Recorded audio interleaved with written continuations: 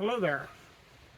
I want to talk to you about knives that I have used at various times for the outdoors. And what I'm not talking about is a bushcraft type knife or a survival type knife. I'm not a bushcrafter, and I'm not looking for a specialized type of knife. I'm not a survival expert, or even what would it be? Um, an amateur survivalist or something like that. Um, what I'm talking about is a sportsman's knife, a hunter, a fisherman, somebody that likes to camp or hike or whatnot. Okay, um, and so the knives that I'm talking about are not knives that are built for a specific thing. They're built as a general purpose knife when you need a knife for whatever it is that you're doing. So what I want to do is I want to look at uh, what I think is probably one of the most ubiquitous knives on the belts of hunters and fishermen, and even things like guides and stuff like that. People that do guiding for guided hunts and all kind of things like that. Okay, and that is the Buck 110. And this is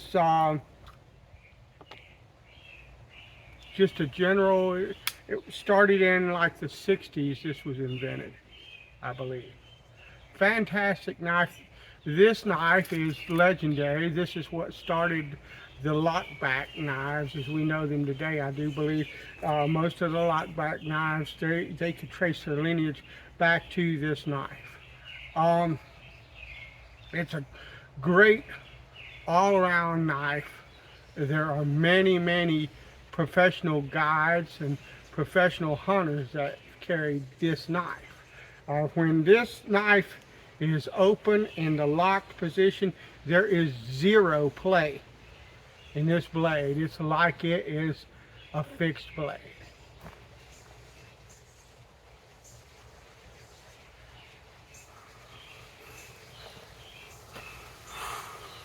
This knife, or a design like it, has been on my hip many a time in the woods, hunting and fishing and things like that. And it has always done everything I ever asked it to do. Now, I want to talk about understanding when we talk about knives, a lot of times on outdoor channels, they're more than anything else probably talking about a fixed blade knife, and we will get to those. But once again, this is not bushcraft. I'm not going to be batoning wood or splitting it with my knife or anything like that. Now, this would make really nice feather sticks. Okay, but like even in a camping situation, you're probably going to have a hatchet or an axe. And if you want to split firewood, if you're going camping, you're probably going to take one of those because you might want to split firewood. You might want to have a fire, and you're prepared for that. Okay, even a lot of the bushcrafters, they have that bushcraft knife and they say, well, I want it to be able to baton and all of that. But if you look at the guys, they're carrying a blooming axe. So, if I had to split wood up, it wouldn't be a knife that would be my first choice. If I had an axe in my hand or in my pack or anything like that, that's what Fat Boy here would use to do that kind of work and save my knife for finer tasks. But this is a fantastic choice for a sportsman or a woodsman.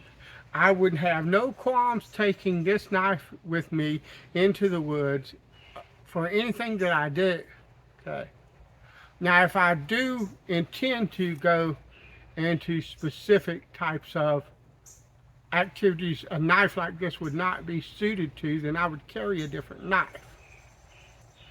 But for 90% of what you might need to do, or 95% of what you and I might need to do if we're hunting or fishing or camping or hiking or something like that, this knife fits the bill really well. So I might carry this on my hip. I have carried this knife or similar for years. And matter of fact, all of these knives on this table, none of these are brand new knives. These are knives that have had at least a year, and some of them a whole lot longer than that. Okay, this knife is 30 or 35 years that I've had this knife.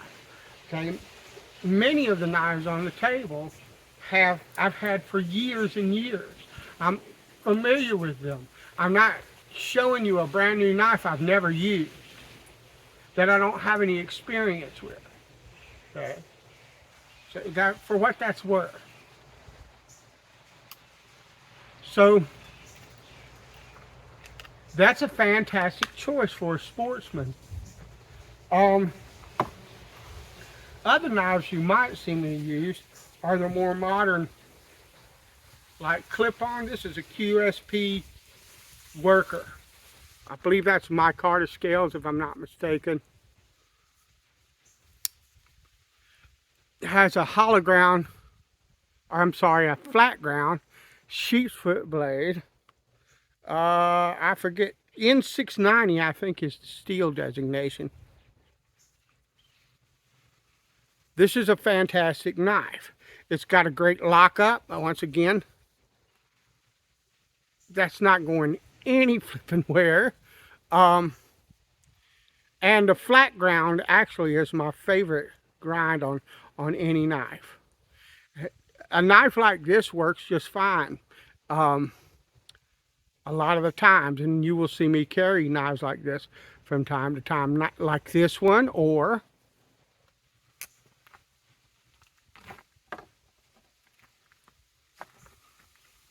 this is a Buck Ascend LT. This is a Walmart exclusive knife. It's a US made Buck. It has kind of a Skinner type blade. It's a Buck 420HC. This is a fantastic blade. It's a wonderful knife. The lockup is almost perfect on this blade. It's one of the clip-on type deals. It takes a really nice sharp edge. It holds it really well for fishing and stuff like that, or for like hunting or skinning game or things of that nature. Fantastic blade.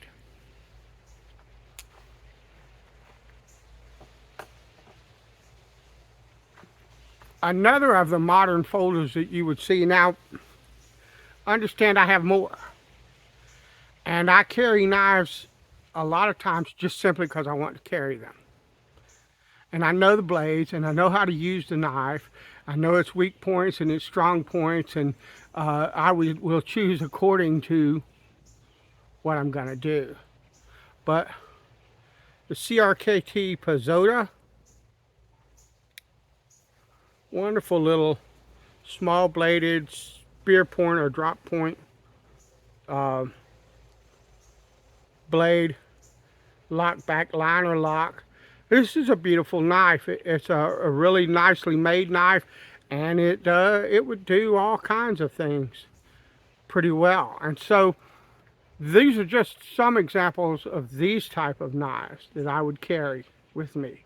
Another kind of knife that you will almost always find on me is just a traditional, what people call a traditional slip joint. I don't call this a slip joint because to me a slip joint is something that's just like a friction folder. This has a mainspring or a back spring on it. This is just a traditional pocket knife.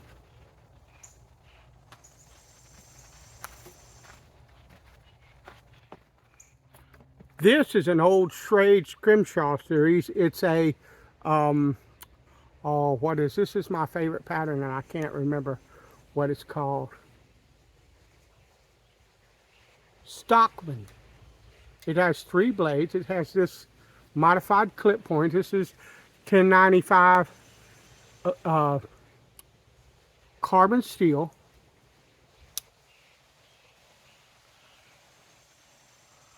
It has a sheep's foot blade. This blade shape comes in really handy for a lot of general type work. Okay. And then it has what's called a, if I can get it open, what's called a spay blade. This shape was designed for castration of farm animals and things like that. Okay, it's got a little bit of mild rust on it because it is 1095. I'll have to take care of that, but I have several different patterns. That's what this is, a Stockman pattern. There are all different kinds of patterns in these old traditional pocket knives. I've carried one of these since I was, okay, this will almost always be in my pocket. No matter, not this knife particular, but one of these knives, unless I have one of these folders on me, even if I carry a fixed blade knife, one of these will always be with me. And that's another thing. It's not strictly necessary, it's just a habit of mine, but I generally always have at least a couple of different blades on me, because I have come to understand that a sharp edge, if you need one, you blooming need one, okay? And so I have a redundancy built in, and I've almost always got something in my pocket. So what about fixed blades? Well, like a hunting knife, once again, this is a fantastic hunting knife for everything from deer to, and now I've not done it, but I know this for a fact because I know the history of this knife. Deer and elk and moose and anything you can think of. Bear, there's a many hunter, trapper, guide or whatnot that's carried this knife down through the decades, and it served them well. Okay, but a lot of times when I'm hunting or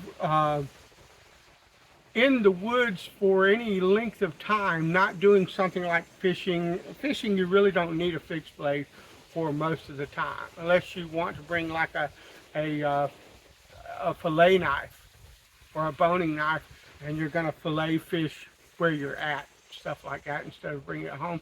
Most of the fishing that I do now is catch and release. I do it for the sport of it and the enjoyment of it. I'm not worried about eating it or killing the animal or the fish. I want to turn him back so I can catch him again, that kind of deal. But like if I know that I'm going someplace in the woods and I'm going to be there a while, I'm usually going to carry some type of fixed blade. And now this is a knife that I've had probably over 30 years, maybe 35 years.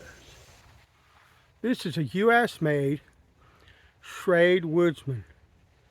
It has a 1095 3/16 inch full tang construction with a brass guard, a two-piece brass guard, and it has like a Skinner type blade. This was one of the main hunting knives that I carried with me all the time. This knife has seen a boatload of use. It's an old friend. It's never failed me. I'm as familiar with this as I am with this. It's a fantastic blade. It takes a sharp edge and holds it really well. I would not even begin to compare current production Schrade, because it's not Schrade. It's a tool company that sells a lot of Chinese stuff that was bought out. I'm not saying those knives are not good, but they do not approach the quality of the US made Schrades of this era and earlier. They just don't. Okay, but this is a fantastic knife.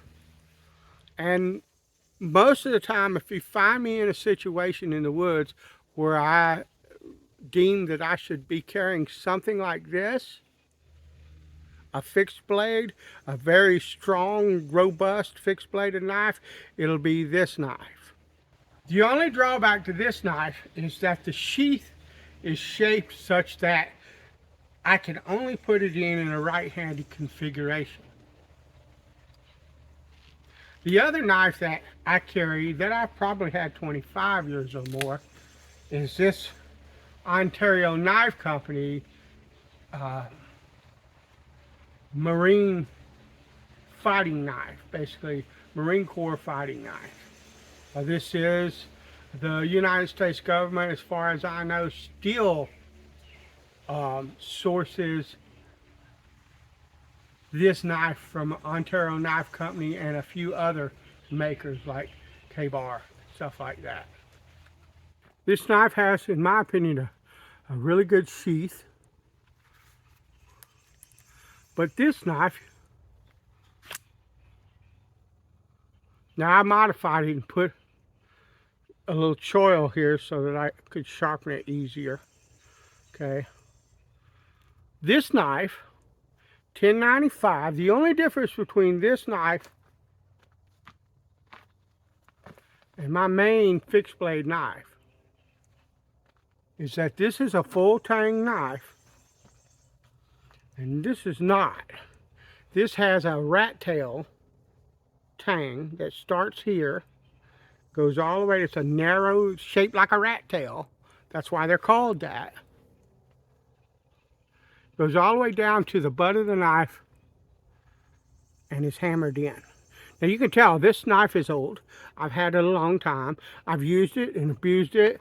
This has been on my hip as well in the woods many a time. It's done everything that I needed it to do.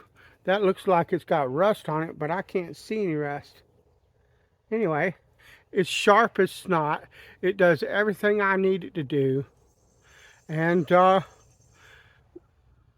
would be perfectly fine carrying this into the woods.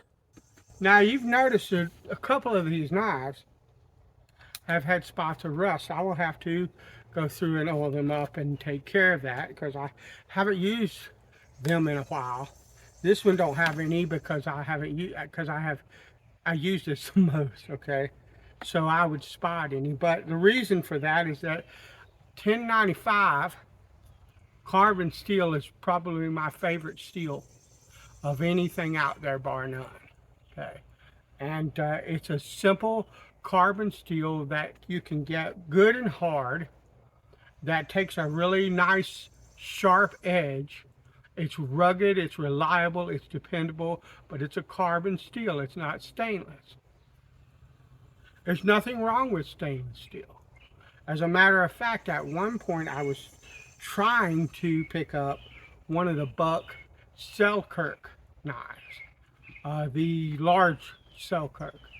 That's 428C, the same stuff the 110 is made from. It's not anywhere near the carbon content of these two knives. Okay, and it's a stainless. But the thing of it is although I really love the 1095 and it's my favorite steel, the only thing I require from a steel in a knife is that it will hold a good edge and that I can sharpen it easily when that edge starts getting dull.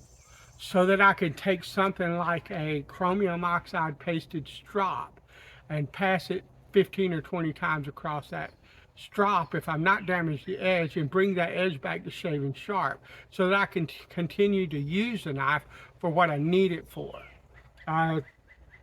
I have a different philosophy on knife steel than almost anybody else that you will see here on YouTube, with the exception of certain of the bushcrafters and survivalists who share an opinion similar to mine.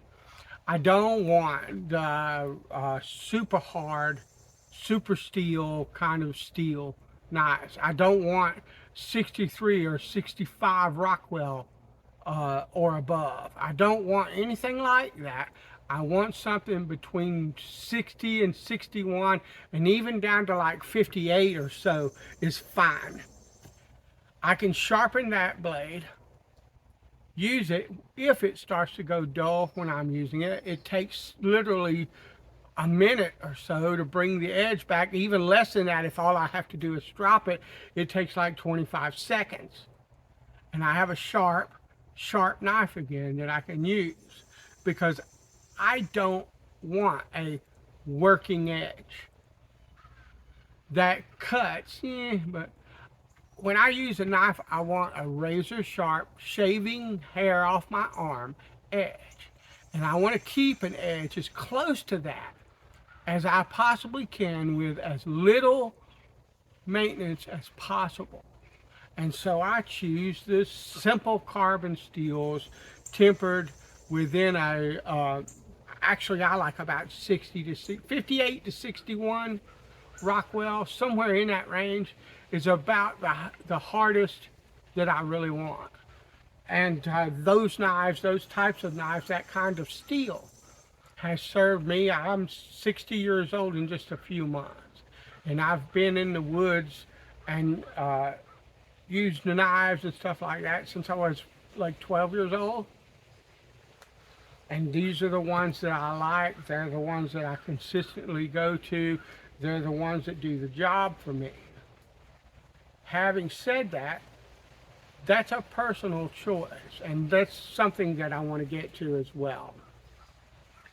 And I've probably said this in a former video or in a video that is yet to be published, because I have several in the queue and I don't know when all of these will be posted, what order they'll be posted in and stuff like that. But like this 110,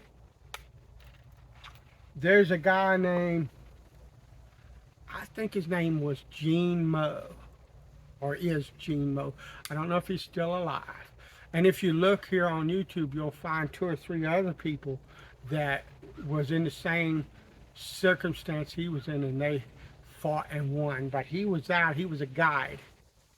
And I believe he was out tracking some type of elk or deer that was particularly hard to find and all of that. And he came across bear territory, and I'm talking Kodiak bear, which is the same species or the same genus or whatever as the brown bear or the grizzly bear. The difference in them is minute, and it comes to whatever range that they move in. But it's the same general type of bear. It's one of the most deadly creatures on this planet. Okay, they're beautiful, but a grizzly doesn't care about you. A Kodiak bear, he don't care about you. He's not worried about you. Your food. That's a fact. Okay, and he was out in that bear territory, and he was tracking this animal, and the animal took him away from that territory, but the animal ended up skirting around and coming right back into the same territory where earlier he had seen big claw marks on the side of a tree that looked like someone had done them with some kind of tool, but they were actually that Kodiak bear or a Kodiak bear's claws, okay, making those marks in the trees. And he had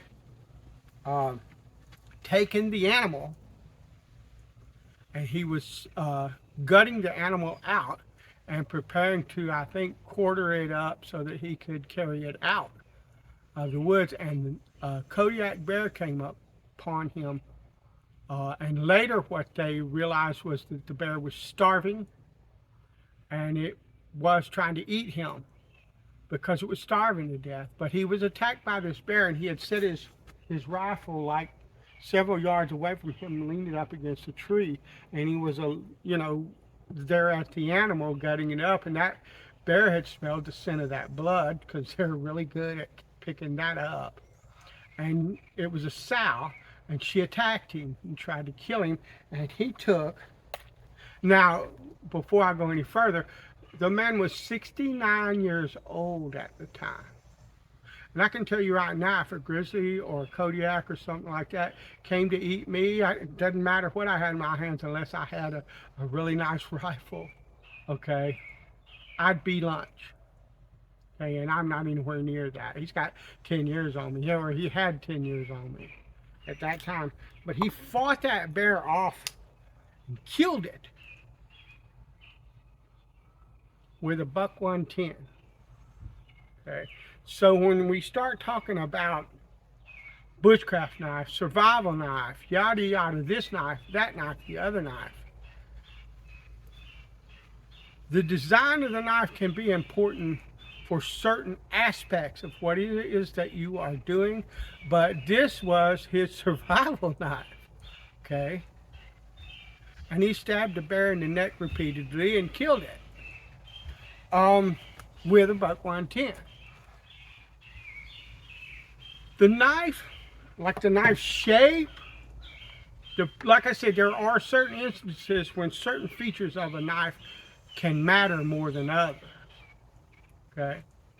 But it's the hand that holds that knife and the knowledge and understanding of how to use that knife, and I believe, in my opinion, a familiarity with the knife that's in your hand.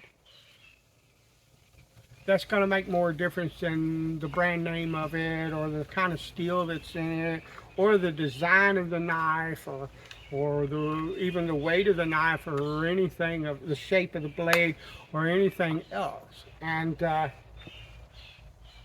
sportsman, you don't really need that much. You don't need a specialized knife. You can get by with any of these knives on the table. Matter of fact, I can take this knife right here and gut and skin a buck just fine with this knife, okay? I bet you I could do the same with the elk. Now, I might not be able to quarter it up, but if you understand anatomy, you don't really need a big, huge knife to break an animal apart at the joints. Now, if we're talking about trying to cut the spine and stuff like that, well, that's a different story. But I could take the back legs off an animal with this, no problem, if I found where the joint connects, okay? You're not trying to cut through that bone, you're trying to separate it at the joint.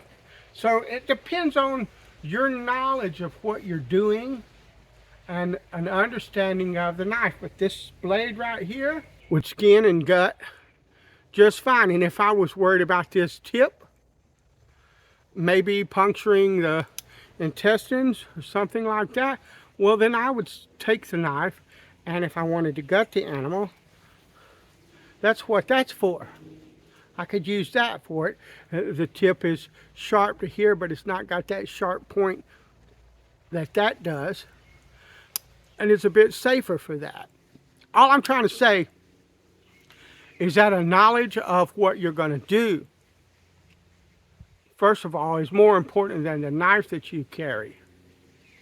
But also a knowledge of what it is you're going to expect to be doing will help you to choose the right knife to take with you. Or indeed, if you just needed one knife for the outdoors. Now, what about one knife for the outdoors?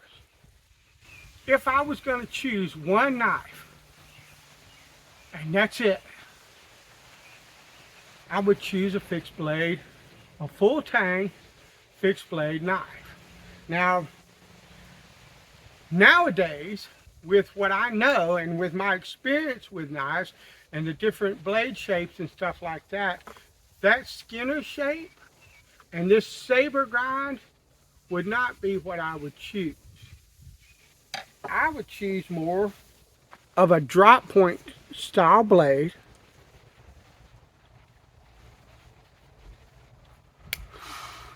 with a true flat grind. That is, let me put this knife away.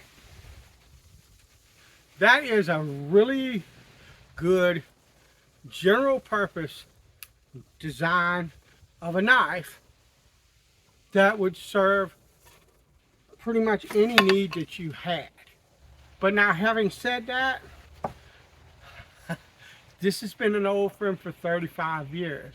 And if I never got another knife in my entire life, when I went to reach for a fixed blade knife for almost any task you can imagine out in the field, it would most likely be this knife. Even though it doesn't meet the specification, the only specification this meets of the knife that I just described to you is that it's a full tang knife. Okay? But once again, I'm really familiar with that knife, and I can make that knife do a lot of things most people would say that it wouldn't do. Oh, you need this blade shape for that. No, I don't. No, I don't.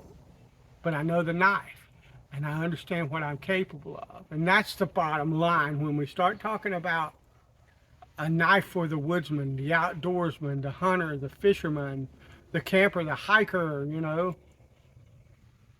Your knowledge, your understanding, the way that you work, and the knife that's familiar with you, that you're more familiar and comfortable with, that's going to dictate the knife. That's going to dictate the knife that you would choose. The knife that I described to you is a good general purpose type knife that I would recommend for someone who's never really used knives and stuff like that. That design configuration, that blade shape, that grind, and all of that will allow you to do multiple different types of things with that knife. And as you grow as an outdoorsman, then you'll come up with your own preferences of what you like in a knife. My preferences in a knife have evolved over 12, 22, 32, 42, 52, 47 or 48 years of using a knife, okay? And they changed. That shape has become a shape that I really prefer. That grind has become a grind that I really prefer. But, once again, old friend, familiar friend, faithful friend, got no problems with it. Thanks for watching. I'll talk to you later.